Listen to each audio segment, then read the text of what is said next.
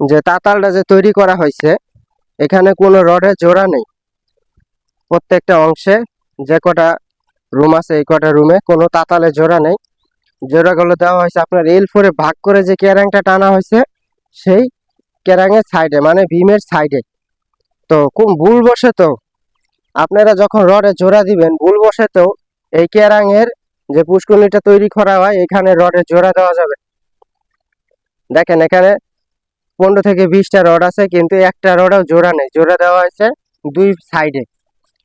তো এখানে খুব টেনশন কাজ করে, ঠিক আছে, বিল্ডিং এর লোড সম্পন্ন এখানে। তো এই যে ক্যারাং গুলা যে দেয় এই ক্যারাং গুলা দেওয়া হয় মূলত আপনাদের মাঝখানের লোডটাকে টানার জন্য।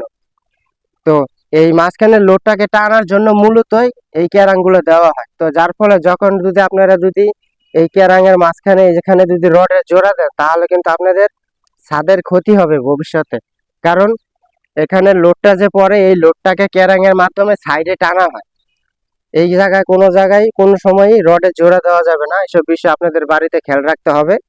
এরকম সুন্দর করে এখানে দেখেন 15 থেকে 20টা রড আছে, প্রত্যেকটা রডই আস্থা জোড়া দেওয়া হয়েছে সাইডে।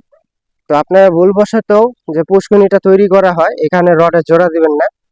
আপনারা অবশ্যই ভালো একটা অভিজ্ঞ লোক দিয়ে কাজ করানোর চেষ্টা করবেন, কারণ অভিজ্ঞ লোক দিয়ে কাজ করাতে হলে আপনাদের কাজের রেটটাও দিতে হবে ভালো, এবং কি ভালো মিস্ত্রি দিয়ে কাজটা করানোর চেষ্টা করবেন। কারণ আপনি একটা ভালো অভিজ্ঞ কন্ট্রাক্টরের কাজ দিচ্ছেন কিন্তু বাড়ির মিস্ত্রিগুলো দুর্বল, সে মিস্ত্রি জানেই না যে রডের জোড়া কোথায় দিতে হয়।